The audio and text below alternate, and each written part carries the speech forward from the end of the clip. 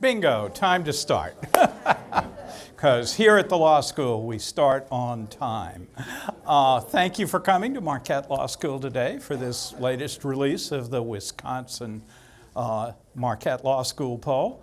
It's been a little while since we last got together. I'm glad you came out on such a bright, sunny, nice day. And I hope you're holding your breath between the building and the car in your home. So, the Canadians, they're just invading us. What can you say? But thanks for being here. We will be back soon, well, in the fall with our next issue of all of this. But let's spend today talking about what we've done and where we are. And so we have handy topics of the day. First of all, the methodology of the poll is new. Craig Gilbert has a piece in the Journal Sentinel today with a Q&A with me talking about it. So if you haven't seen it, I commend that to you for a little bit of a more thorough walking through of some of the things we're changing. I'll spend a few minutes shortly telling you about those changes. The second is we're going to look at job approval of Evers and Biden and views of how the state's going. Then we'll dive into the Republican and Democratic primaries. I'm going to preface that by saying none of these are predictions of how we will vote in April in the primary, all right?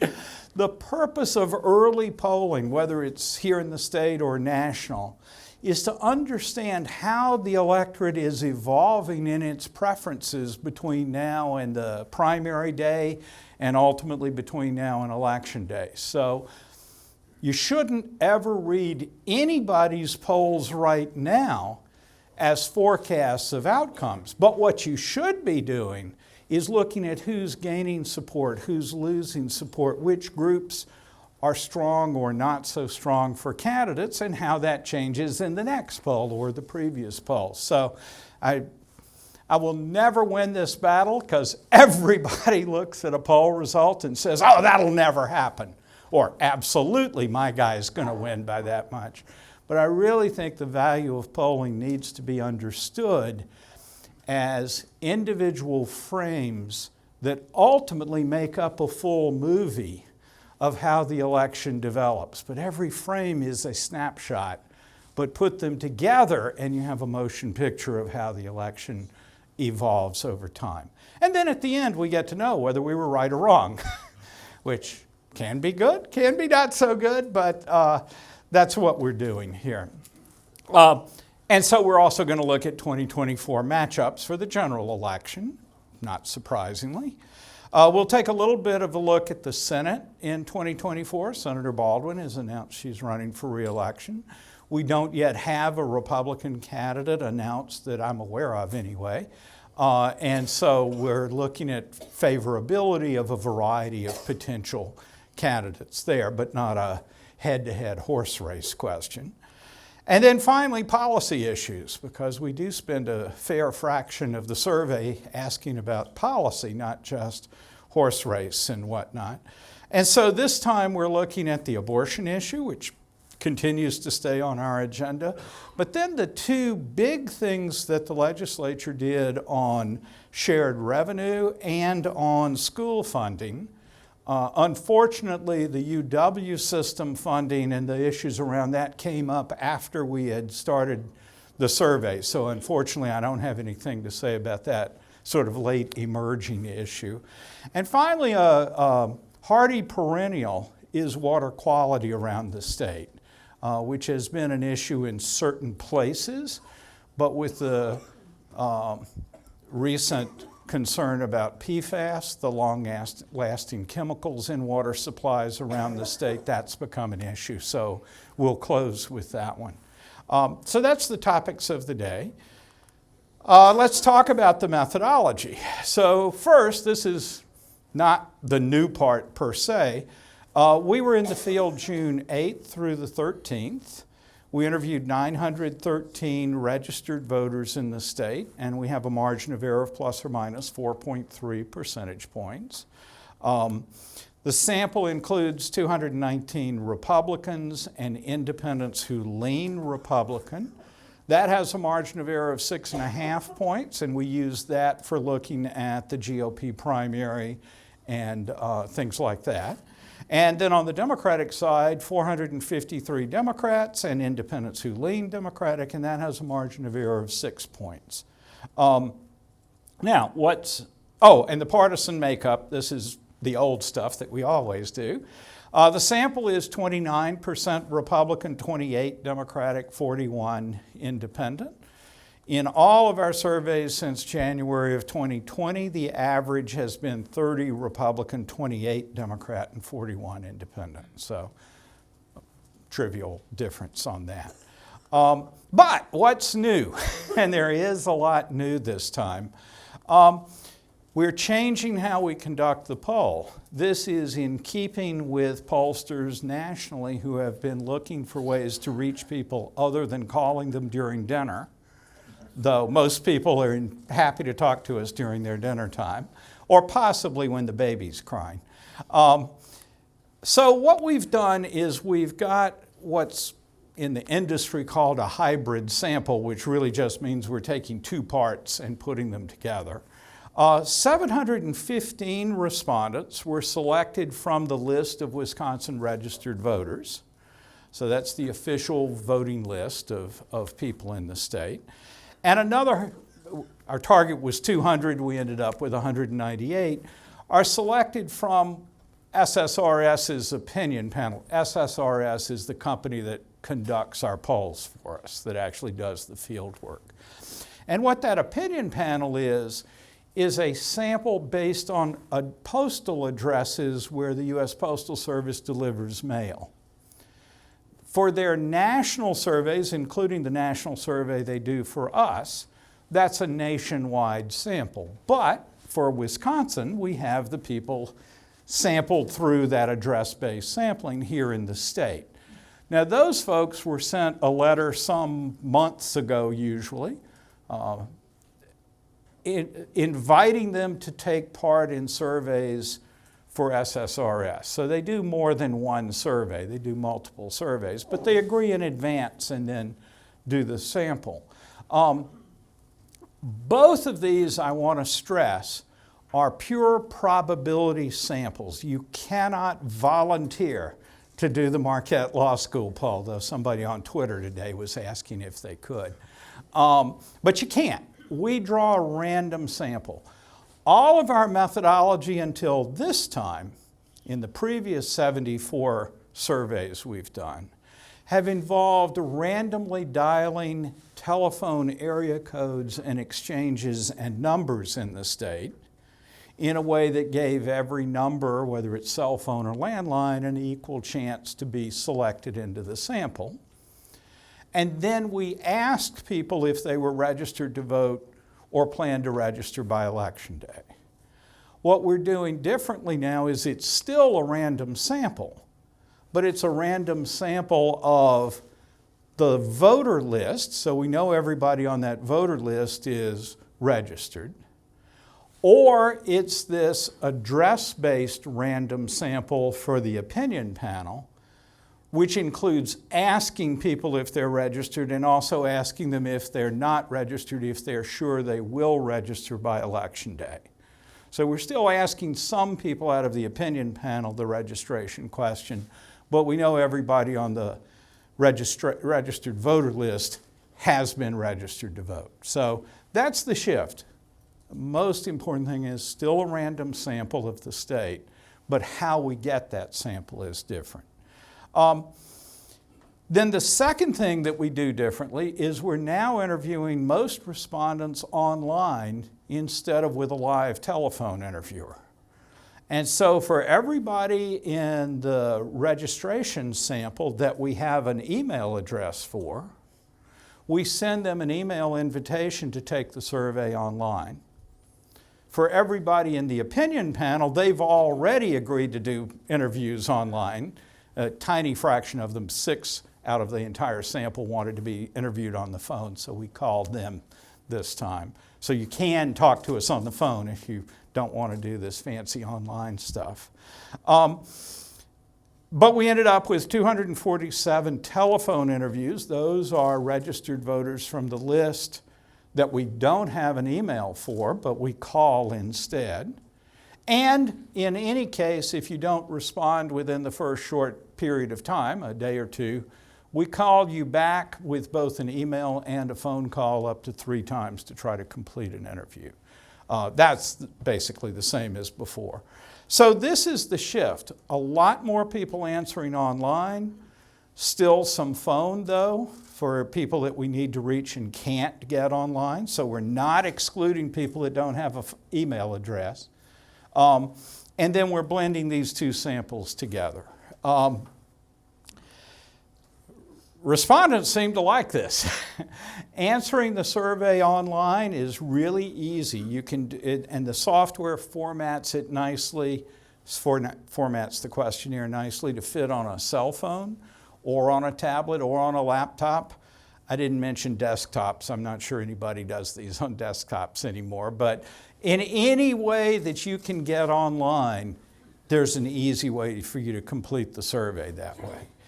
The second thing is doing it online is more convenient for people because instead of us calling during dinner, you can get the invitation and when you've got 10 minutes, you can sit down and answer the questionnaire at your convenience. And people did seem to really like that. We had about twice the response rate online that we had planned for. So that's real good news. It's one of the adjustments we will have with this shift is getting good estimates of how many people will respond by each way, by each mode. But initial reaction was really very positive and most people completed the online interview within a day or so of getting the invitation. So high level of convenience there. And I mentioned this a little earlier. We send this email invitation to registered voters that we have an address for, an email address for. For those we don't, we call them on the phone and we follow up with both phone and online. And again, to reiterate, just as with the previous 74 polls, this is also a probability sample of all registered voters in the state. It's just how we're selecting that sample is a little bit different and how you conduct the interview is substantially different with the move to online. Okay, so that's the new methodology. We haven't talked since October, since the election, so I thought I should show you the scoreboard here. How are we doing with the poll? The bottom line is literally the bottom line over there to the right. Over the entire history of the poll, our average absolute error on the margin in races is 2.2 percentage points, that bottom right corner. Last October, we had the governor's race tied and Evers won by 3.4. We had the Senate race with Johnson leading by 2, he won by 1. So the average error for last year was 2.2. It happens to be exactly the same as our long-term average error. Remember, our margin of error in the polls is typically around 4% in the final pre-election poll. And so 2.2 on the average absolute error is pretty good when you compare that to what the theoretical error, margin of error of 4 or so would be. And finally, the next to the last column at the bottom is the error. And that minus 0.5 means that our polls on average have been 0.5 point more democratic than the election outcome. So sometimes our errors are in a Republican's favor, sometimes they're in a Democrat's favor, but the average overall of them is 0.5 point Democratic leaning. So I'm very happy with that. Of course, it'd be nice if it were absolutely 0, but 0.5 is pretty good for polling. So this is our scoreboard that we keep, and it includes every race that we did a final pre-election poll for. The website 538.com rates 500 pollsters, a little over 500 pollsters in how they do. And in their latest ratings, which is post the 2022 election outcomes, we rank 5th out of 519 pollsters in the country. So yes, thank you. I'd pat myself on the back, but I'm not really limber enough to, so this will do. So obviously part of this is just pure brag. I want you to know that we've been doing pretty well. But don't take my word for it. 538 has its fans and its critics, but this is the one source where people do a very serious and comprehensive job of trying to hold pollsters to account for how well their polling did. And so I should say, when we first started the poll, we ranked 17th. And so we've climbed steadily in the ratings every election since. And while I certainly despise and hate and envy Siena College up there at the top, we're coming for them. So that's the bottom line here. It doesn't mean we'll always be right. You remember the election year that shall be not named. 2016, there I named it, now I'm doomed. So we can be wrong, but I'm really pleased with how we've done over the long haul. I'm pleased that our average bias or our average error is so small in direction. And I'm pretty pleased with that 2.2 average absolute error, though, again, always room for improvement. Okay, so let's move on and get to the meat of the matter. Look at approval of various figures and how the state of the state is shaping up. Tony Evers is a lot more popular now than he was in October. And now, in one sense, that makes sense. October, you're in the heat of a political election. You know, people are very polarized. But it's interesting how much his approval has popped up in this newest poll. Now 57 approve, 39 disapprove, versus a 46-47, 1 point underwater just before the election last fall. You should look at this with a grain of salt and ask yourself whether the change in methodology might be at root here. But I'm going to show you plenty of other figures that haven't moved in that same direction. So I'm pretty confident that this really does represent the success of the election. And while the governor and the legislature haven't exactly become best friends this spring, I think over the course of the spring, we've seen, if I can say it this way, sort of normal political bargaining between two very polarized parties. That doesn't mean we're working all that great, but it does mean it's sort of been a normal spring. And I think that's worked to Evers' advantage here. If you look at his approval by party ID, and again on the left is this month's poll, on the right is last October, the first thing to notice is that Democrats are at 93 approve, they were at 94 approve in October. Democrats really haven't changed in their views of Evers. Republicans have been, they're still quite negative towards him, but they're at 79% disapprove, but that's down from 90% prior to the election. And so a little bit better, and his approval rating with Republicans up to 17%. Still not much to write home about, but an improvement from the fall. Where you see the biggest change, though, is independents, who have moved pretty nicely in his direction from basically an even split in October to now a substantial 60 to 35% approval balance in June. So a little bit of partisan change, not with Democrats, but with Republicans being a little less negative, and a substantial shift in the independents becoming more positive. But right direction, wrong track is still quite negative. Not quite as negative as before the election, but only a 6-point change in right direction, with still 57% saying the state's headed on the wrong track. Here, there's actually a little bit of lowered polarization between the parties.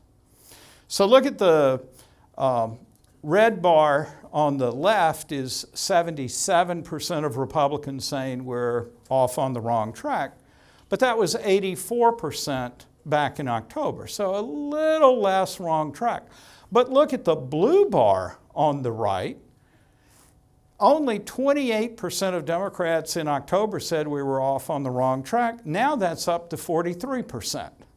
So Democrats have become a little more negative about the direction of the state, while Republicans a little less negative. And if you look at independents, it's 53-43 now, which is much more even than the 57-28 back in October. I'm sorry, I misread that. It's 44-53 now with independents. It was 34-59 back in October. So independents, again, have kind of moved more to the middle, though they're still net negative on this issue. This is something we've seen in national polling of right direction, wrong track as well. I last year said the electorate is grumpy. They're still pretty grumpy. They're not yet sleepy or sneezy or, okay.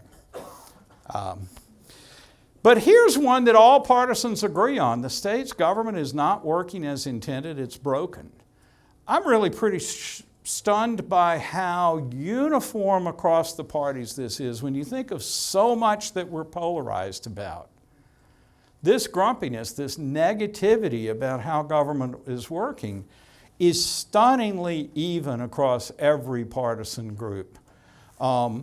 And it's on balance 2-1, saying the state government is broken rather than it's working. Now, you know, we didn't ask this question in the 80s or 90s or when we were all children and everything was great. But it really is striking that this isn't a partisan issue. There's discontent with the functioning of government across every party. What about Biden's approval? It's up just slightly. 45 now, 41 in October. The latest Gallup poll nationally has him at 43 nationally, and the 538 average shows him at 42 or 3, moving up a little bit from recent lows. So Wisconsin normally is pretty close to the national average. I told you to look at that Evers uptick in approval with a grain of salt. But if we had seen a similar big move in Biden approval, you might think, wow, there's something different about the sample. But here I think that we don't see much movement, and the movement we see is in accord with other national polling right now. I think gives us some reassurance that that Evers boost in approval is probably real and not ephemeral. The little bit of Biden approval is basically inside the margin of error for the change from October to now, but it looks like it's up a little bit. When we look at approval by party ID, we see that the partisans haven't changed at all.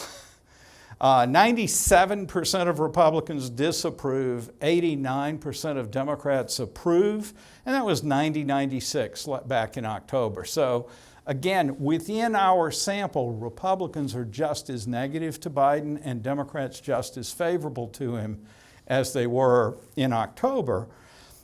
But again, it's the independents who have become more favorable.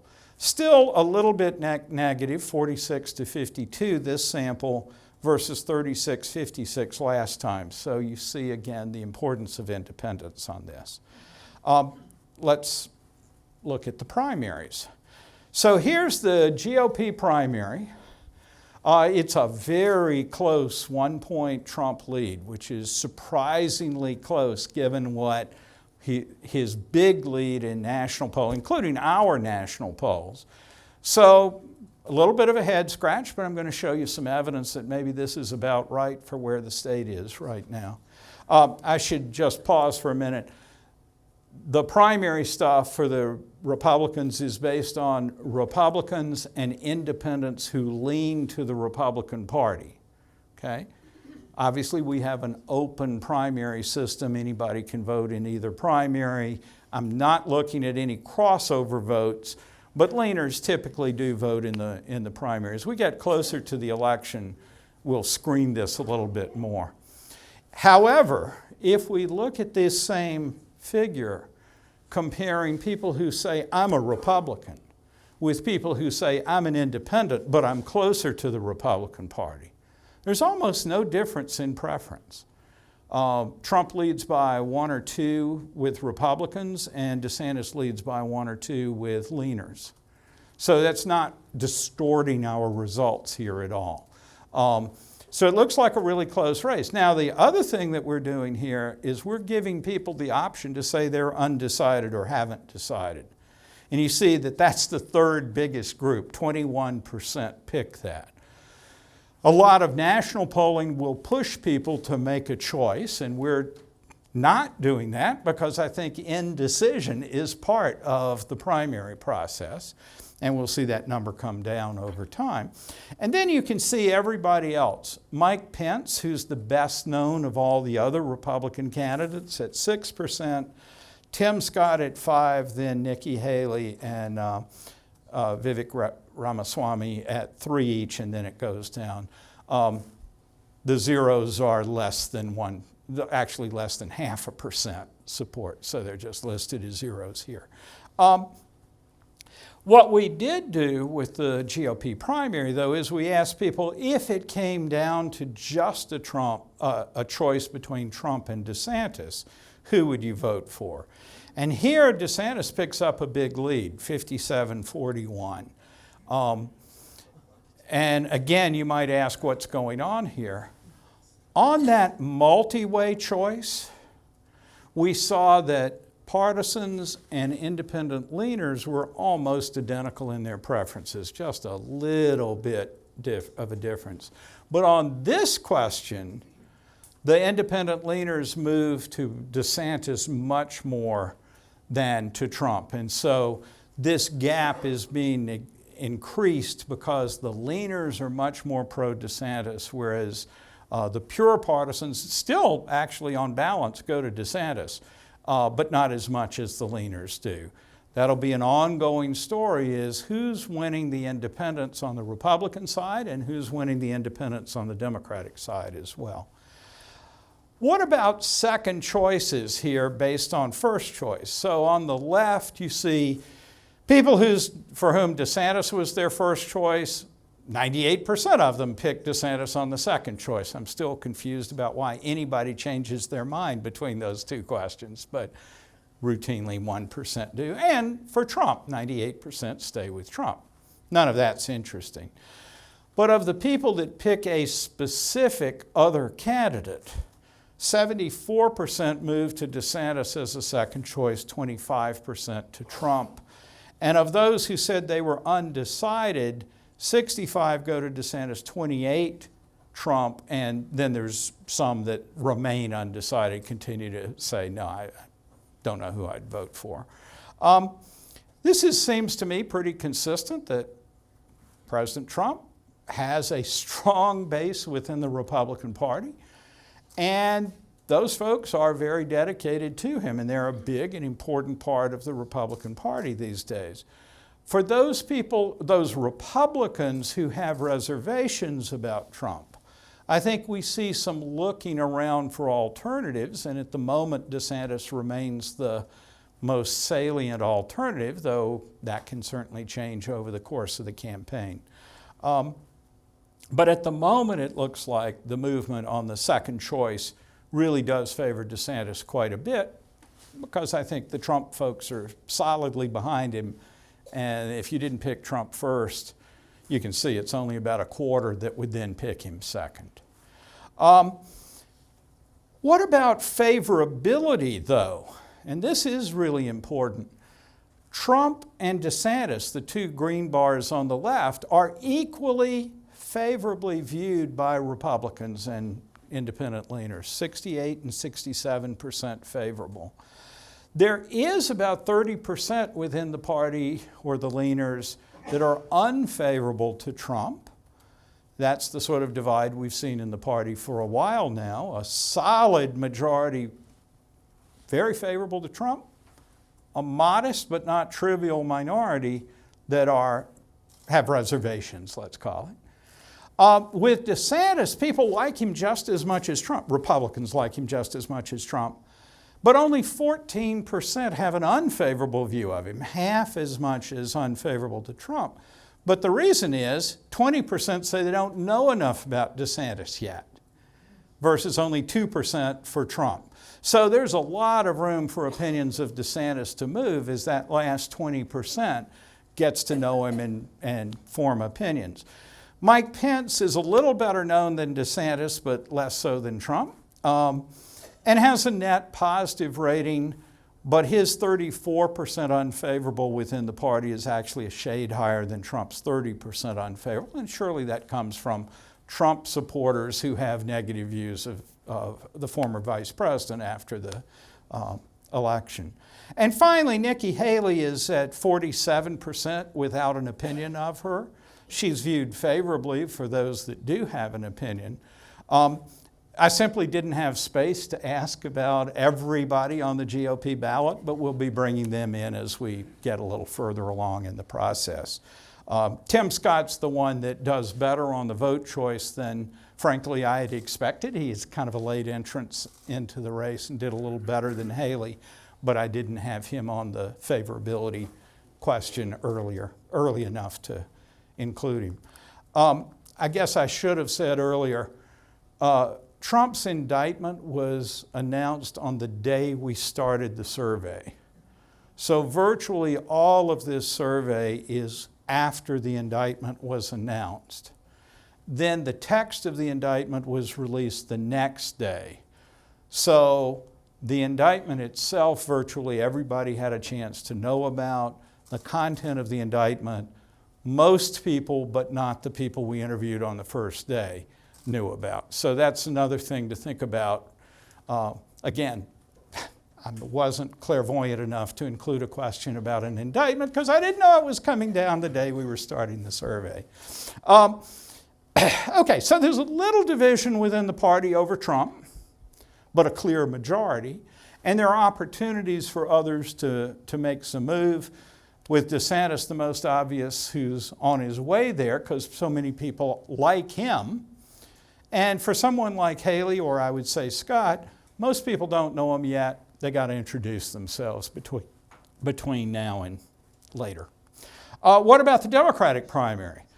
Joe Biden is under 50%. 49% have him as their first choice. Again, now we're looking only at Democrats and Democratic leaners.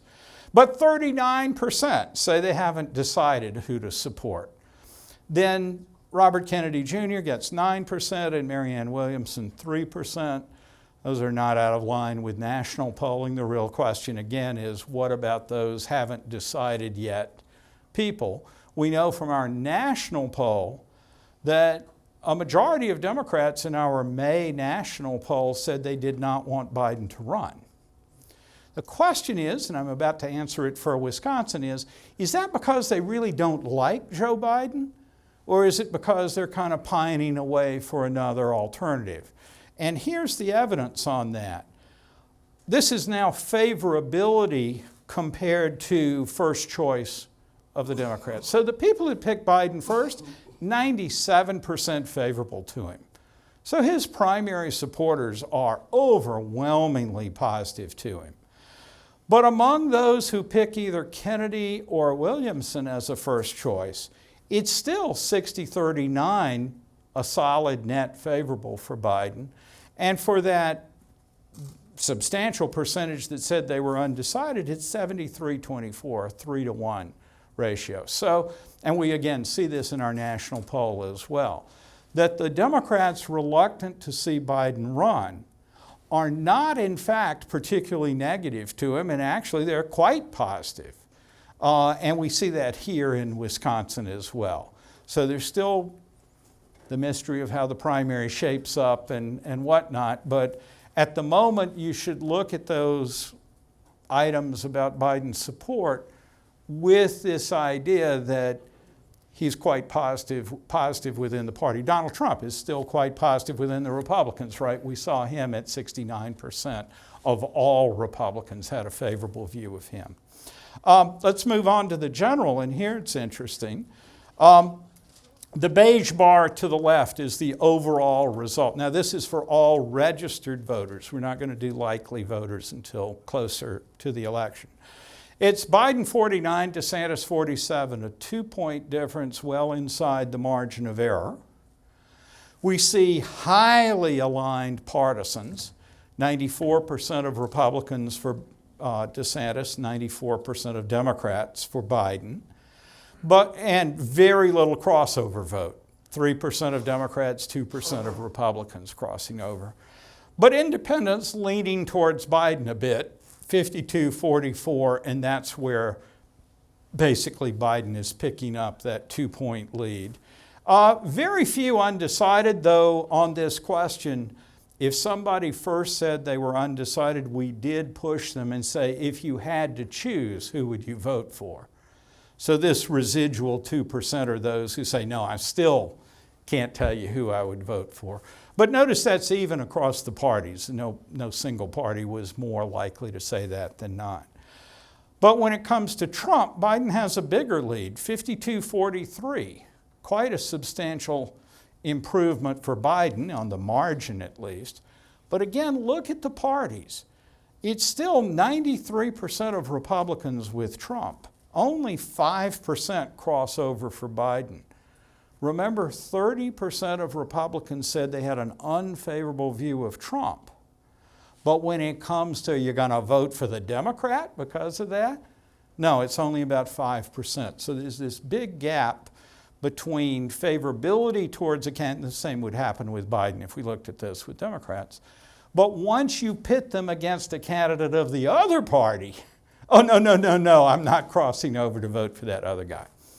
But where does the difference come in? It's those independents again, who when it's Trump or Biden, the independents are solidly for Biden in this sample. If we back up to the DeSantis, they were leaning towards Biden by 8, but here they're going to Biden by, 18 points? Again, maybe this won't stay this way. Independents are a movable group, and we are in the field right after the indictment, which may have helped Trump with Republicans, but may not have helped him with independents. So there's much to still be figured out here. What I think the big takeaway, though, is pretty obvious, and that is the partisans are pretty evenly balanced. They're quite polarized. They're not deserting either of their candidates.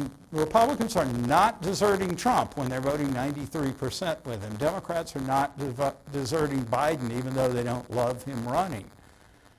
But the independents are going to be the important swing group between now and the primary and now in the general election.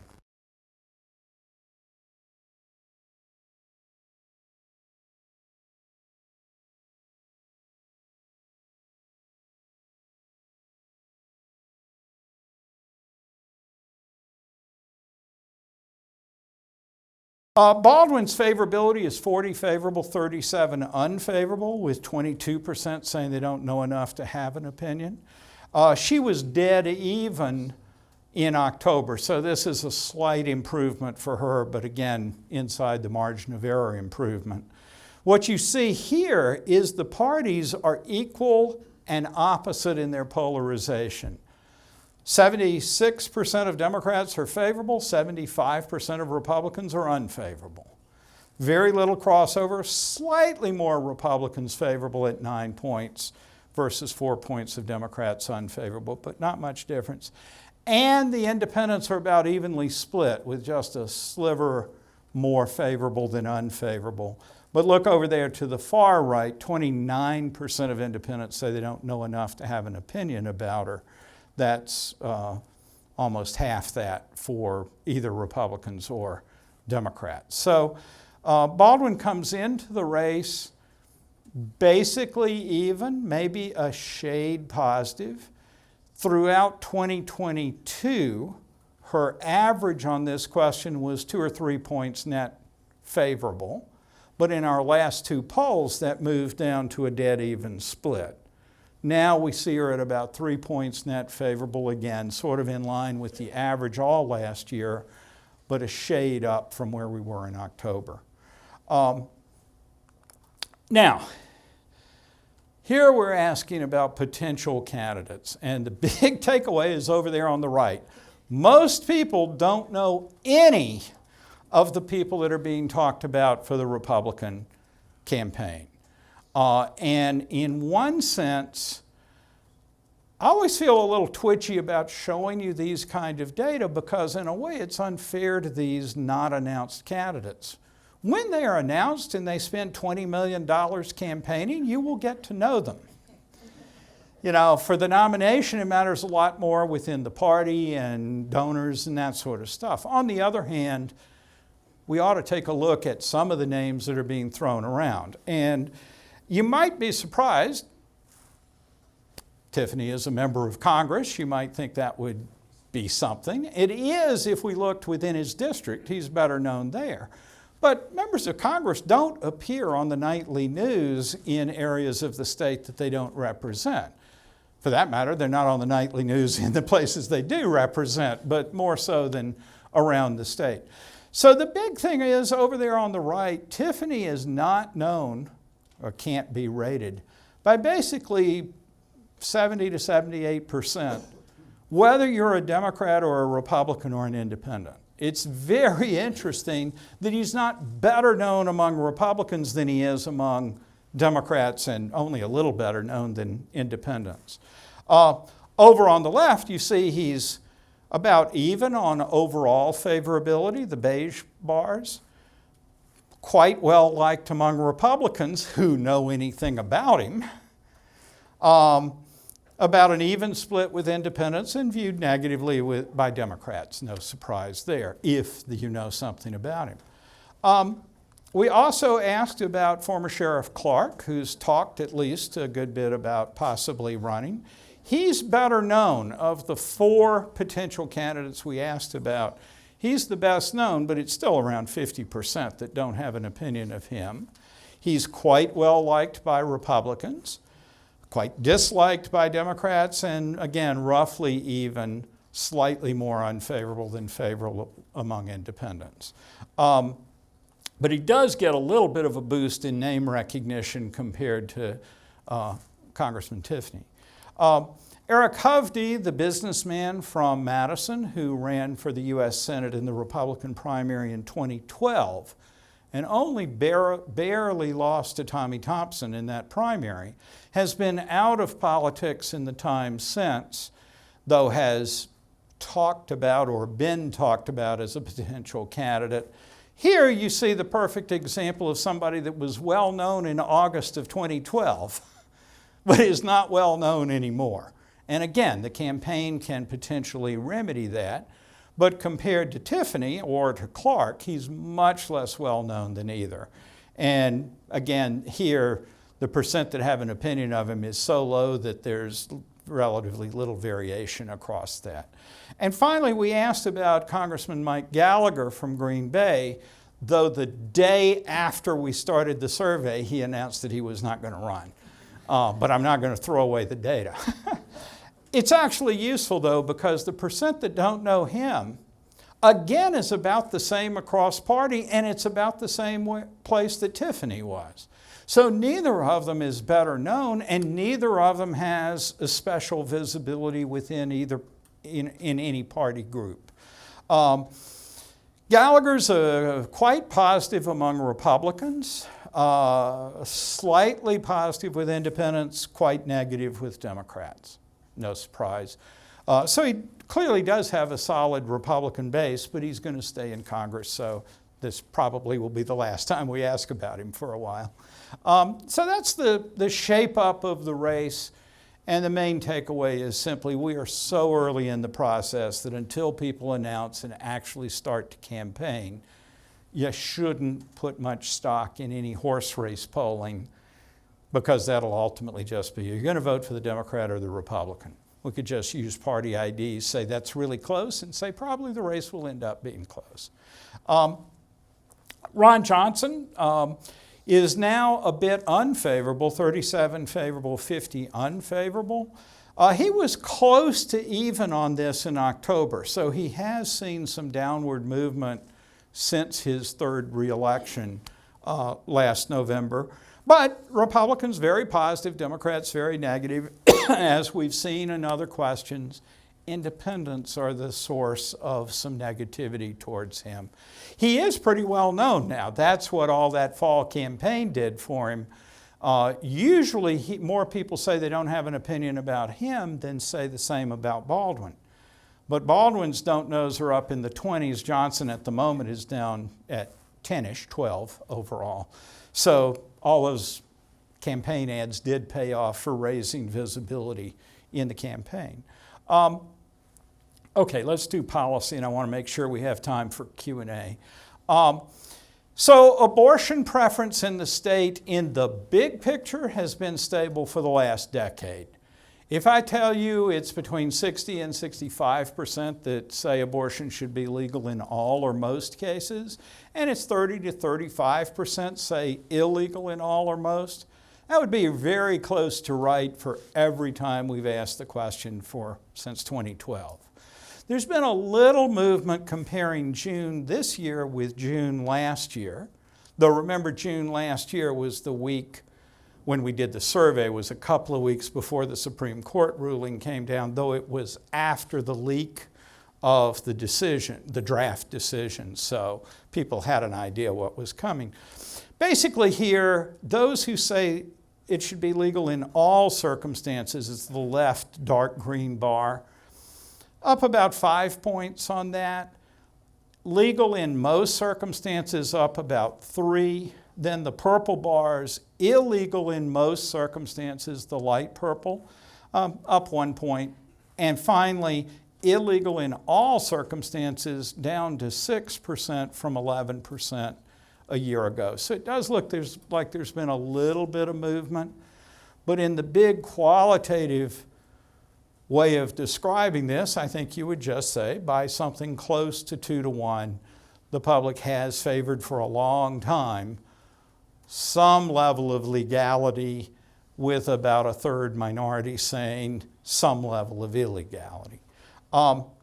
If we look at the Supreme Court's decision to overturn Roe, the Dobbs decision last June, 31% favor that, 64% oppose, but here's a really important partisan split. A solid nearly 2 to 1 majority of Republicans favor that decision. And I'm pretty confident Republican elected officials are well aware of public opinion within their party. But a more than opposite among independents, 69% oppose the decision, 27% favor it. And finally, among Democrats, it's nearly unanimous in opposition. If you go back through all of these slides, often we have symmetry and polarization between the Democrats and the Republicans, right? What's interesting on this issue is the symmetry is more between Republicans and independents. Independents, 2 to 1 or more, opposed to the Dobbs decision. Republicans nearly 2 to 1 in favor of it. And that's before we talk about opinion among Democrats. So this issue and the way it's a live issue in the legislature and likely to remain one both here in the state and elsewhere, it's likely to keep this issue in front of the public over the next year or so.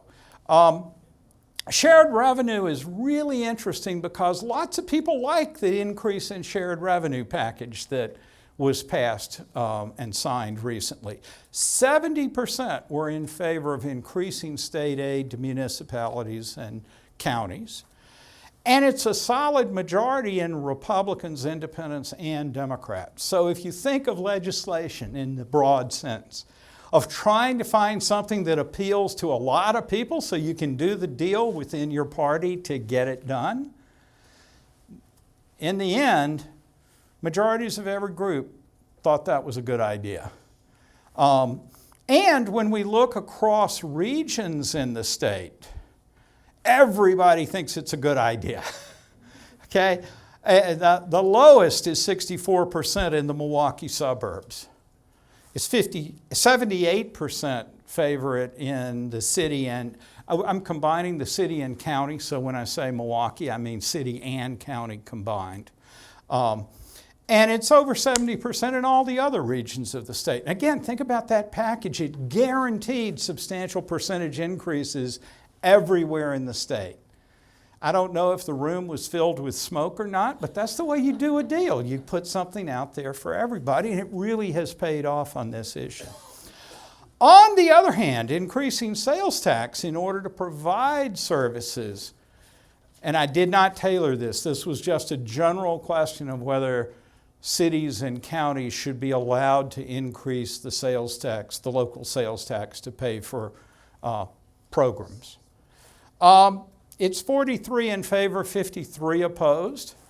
In Milwaukee City and County combined, it's 52 to 48. And it's positive in the Madison media market. It's net negative everywhere else, though the practical matter, of course, is right here in the city and the county.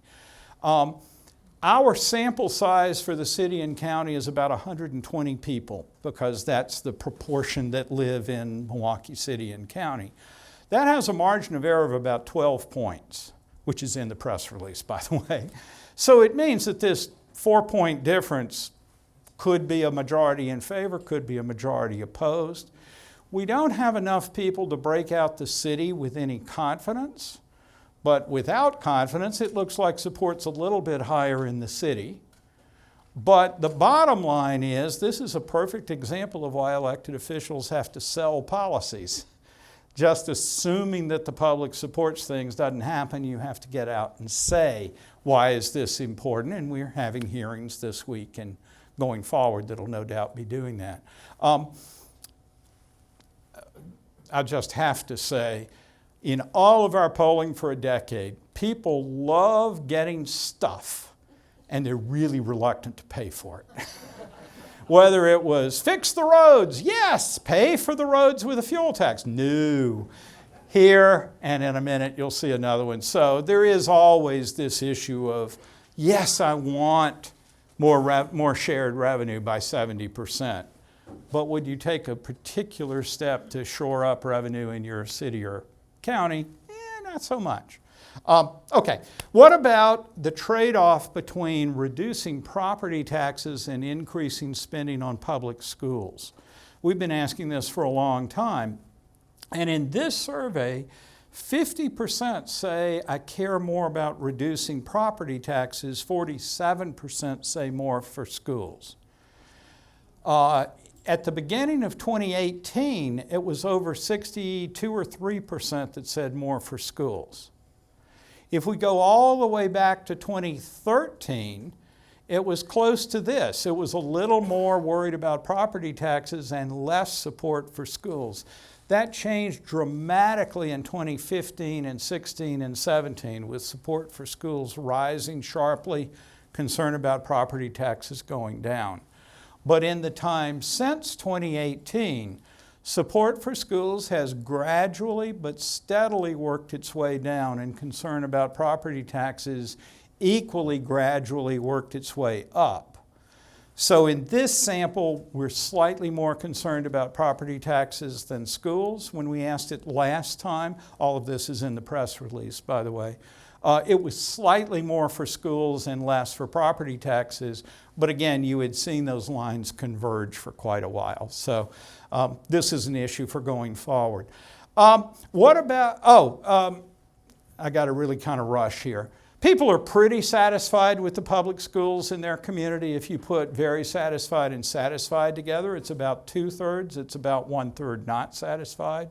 Over the long haul, percent very satisfied has come down a bit, but satisfied has moved up a bit, so that sort of 2/3 satisfied has remained fairly stable.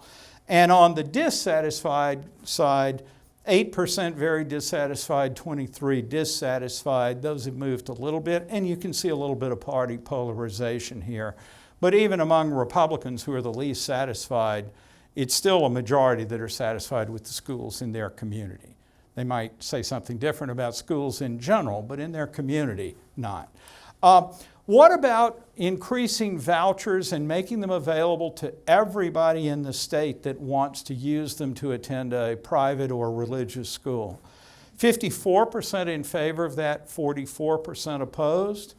Big partisan difference. This is one where wording matters quite a bit, and I'm going to show you.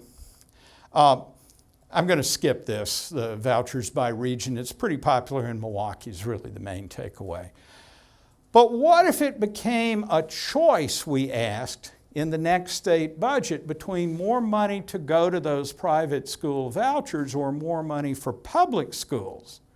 Now, when it's a choice between the two, money for private vouchers drops to 28% and money for public schools goes up to 71%. Look, I talked about the shared revenue deal. Look at this one. What we got out of the legislative session was more money for public schools and bigger payments to voucher schools, right? So everybody got something out of that deal, and it wasn't forced into this zero sum between the two. And look at this. The balance of opinion is basically the same across all the regions of the state, with substantial opposition to cutting public to pay for private. But as we saw earlier, support for vouchers in principle without any trade-off is pretty high all over the place, but this trade-off matters. So that's why it matters so much how that issue is framed and talked about, and it's why the deal that was done sort of succeeded in the legislature. Water safety, about a quarter of people are concerned about the safety of water in their community, and slightly more somewhat concerned. But the big new thing is PFAS contamination, which, remember, Wausau had a big deal of recently. Their concern is a good deal higher, and it's, again, pretty high across all the regions of the state, not located in just one place. Okay, I rushed a little bit, but at least we have a few minutes for Q&A. So I'm working on getting better at that, but not much better. 4 minutes better on that. I have an issue with a question when somebody comes around and says, do you think that the state or the country is going in a right or wrong direction? Yes. Because obviously in both Yes. cases, especially with state, the executive branch is very, very much one party, and the other one, of course, the legislature is the other way. Yeah. So when you want to pin the blame, Yeah, exactly. is it the executive? Exactly. Sorry not to cut you off, but I'm completely with you on this question. The question was, with the right direction, I'm repeating it for the TV folks. When you're asking right direction, wrong track, if I'm a Democrat, I blame the Republican legislature. If I'm a Republican, I'd blame the Democratic governor or president in Congress. So there is a big deal about that. Back in the 80s and 90s, when the question was developed, it seemed to be a really good predictor of whether an incumbent administration was in a good place for re-election or not, because people really did say right direction when times were good. But in recent years, we've seen such a party polarization on this that, first of all, people will never give the other party credit for good times. But also, this mutual blame game means it holds the numbers down. So I'm with you there. On the other hand, if I drop the question, people will not be happy. I saw a hand somewhere in the back. Yeah, I gather your question about shared revenue was So, your question about favorability of shared revenue. I gather that was based on the principle of shared revenue as opposed to the package? yes, we did not ask about the details of the package. We just said increase state funding to counties and municipalities known as shared revenue. So, trying to get across to people what we're talking about, but we didn't talk about any specific percentage increase or strings attached or any of those kinds of things. Just a question, I know it'll be very difficult to measure. Have you ever thought about measuring woke, so to speak, issues along that line? Yeah. Yeah, we didn't ask about those issues here, and there is just from a pollster's point of view, the question is about the use of woke issues in the survey, or asking about woke issues. There is a polling technical question about how widespread the understanding of the term is, so that's one issue. In the national surveys, we've asked a number of questions about issues related to that idea. So we've asked about systemic racism, we've asked about transgender participation in sports and gender-affirming treatments. We've asked a lot about the use of race in college admissions. We will pick those up here in the state eventually. But do you put them in a basket of items and call them woke issues, or do you deal with them issue by issue? I'm inclined to deal with them issue by issue and be specific about them. We didn't include them this time, but no doubt they will come up soon enough. I find it astounding that a two-term elected senator, Tammy Baldwin, still has Yeah. roughly 25% of Yeah. people that don't know enough about her. Yeah, that'll go down. In between elections, this happens for both Johnson and Baldwin. In the election year, the don't know rate goes down to 10% or so. But give it a couple of years after they were elected, it'll be back up in the 20s for Baldwin and the 30s for Johnson. And then as we come into the next election cycle, those will start working their way down. It's really quite phenomenal, and it speaks to how distant U.S. senators are for a lot of voters who become aware of them and pay attention in election years, but really are not jumping up first thing in the morning to read the press releases from their offices. I'll do one more, and then we need to cut it off. This is about the new changes. When you get an identification, would you be interested? Are you identifying Marquette? Yes. The question is, when we try to contact somebody, are we identifying who the poll is? And the answer is yes.